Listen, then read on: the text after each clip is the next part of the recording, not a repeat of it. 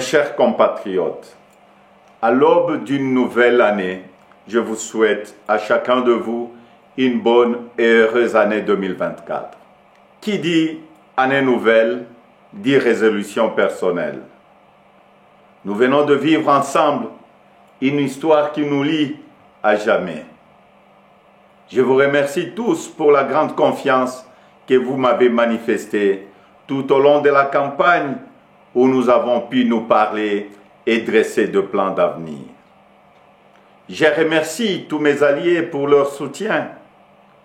Je vous remercie tous pour le vote massif que vous m'avez accordé.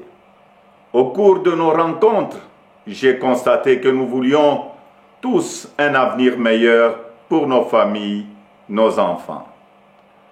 La sécurité pour tous, la santé, les écoles, l'eau, l'électricité, de routes, de ponts, de bacs, de l'emploi, le salaire de sang, un logement.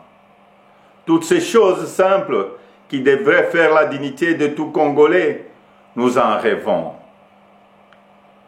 Je n'ai pas oublié les espoirs que vous avez placés en moi.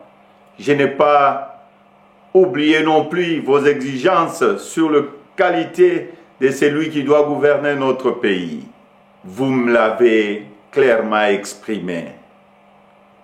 Vous voulez que le pays soit dirigé par des hommes intègres, ayant le sens de la justice et du bien commun. Vous exigez qu'on vous rende compte et qu'on vous associe plus étroitement à la gestion du pays, tant au niveau national, provincial que local. Lors de cette campagne, j'ai pris vis-à-vis de vous un engagement, celui de changer le Congo. Je n'entends pas le trahir. Depuis le braquage électoral du 20 décembre, dont nous sommes tous victimes, nous vivons une énième usurpation de notre souveraineté. De partout, j'entends monter des cris d'indignation, des cris de contestation, des cris de colère, des cris d'exaspération. Au mépris de l'expression populaire, un régime ici de la fraude, de la tricherie et du fait accompli veut s'imposer à nous. Il n'en sera jamais question, absolument jamais. À l'aube de cette année nouvelle, au cours de laquelle nous aspirons à la paix, à la sécurité, à la stabilité et au développement, nous savons tous que nous ne pourrons jamais bâtir une nation apaisée et tisser le lien du vivre ensemble sur le mensonge, la fraude et la tricherie. Nous ne pourrons jamais bâtir un pays, un État, une nation sans retrouver notre fierté qui appelle à pouvoir choisir librement nos dirigeants. Le serment de liberté que nous ont légué le Père fondateur repose sur le lien sacré qui doit exister entre le peuple congolais et ses représentants. Tromper notre peuple ne fait qu'aggraver la lancinante crise de légitimité qui perdure dans notre pays et nous fait passer à côté de grands espoirs. Mes chers compatriotes, à vous tous qui avez porté vos suffrages sur moi, à vous tous qui savez qu'ensemble, un nouveau Congo est possible, je vous fais le serment de ne jamais vous abandonner. Nous entrons aujourd'hui dans une autre phase de notre quête pour la liberté. Nous devons ensemble soustraire notre pays des mains de la prédation, de la corruption, de la gabegie et de toutes les injustices. C'est pourquoi, avec d'autres compatriotes, avec les forces sociales et politiques et prise de liberté, un sursaut citoyen est nécessaire.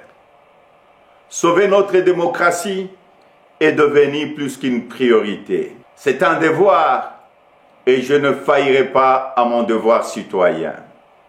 Raison pour laquelle je vous demande de ne pas baisser le bras, de ne pas céder au découragement ou au pessimisme, mais bien au contraire, de reprendre la marche que nous avons engagée ensemble. Parce que rien n'est fini, tout est encore possible. Et ce nouveau Congo, nous y avons droit et nous ne laisserons à personne le droit de briser le rêve que nous avons de le bâtir ensemble. Notre Constitution nous invite à nous opposer à tout groupe d'individus qui veut prendre le pouvoir et s'y maintenir en dehors de la volonté du peuple congolais. Pour notre dignité et l'avenir de nos enfants, nous sommes tenus de souscrire à tout le moyen qu'elle met à notre disposition pour refuser la fraude et l'installation de la dictature. Peuple congolais, tenons bon, restons mobilisés. Le temps de l'action est venu. Par des actions pacifiques, démocratiques, nous allons résister et reconquérir notre droit le plus légitime, celui de faire échec à la fraude et de reprendre en main notre destin avec les dirigeants de notre choix. Amis partenaires, frères africains, les Congolais n'ont-ils pas le droit de vraies élections? Dites-moi, dans quel pays au monde l'on retrouve des machines à voter entre les mains des candidats du pouvoir et on se précipite à proclamer et à féliciter un vainqueur aux élections? Dites-moi le nom de ces pays. Citez-moi un seul pays au monde où l'on décide de prolonger la période des élections de 11 heures à 6 ou 7 jours et on se précipite ensuite à féliciter le vainqueur. Citez-moi un seul pays dans le monde où on proclame le vainqueur sur la base de bureaux de vote et de machines à voter dont on ne connaît même pas le nombre au jour de l'élection. Personne ne peut s'ériger en complice de cette fraude électorale que nous accepterons jamais. Que vive la République démocratique du Congo, unie, libre et prospère. Merci.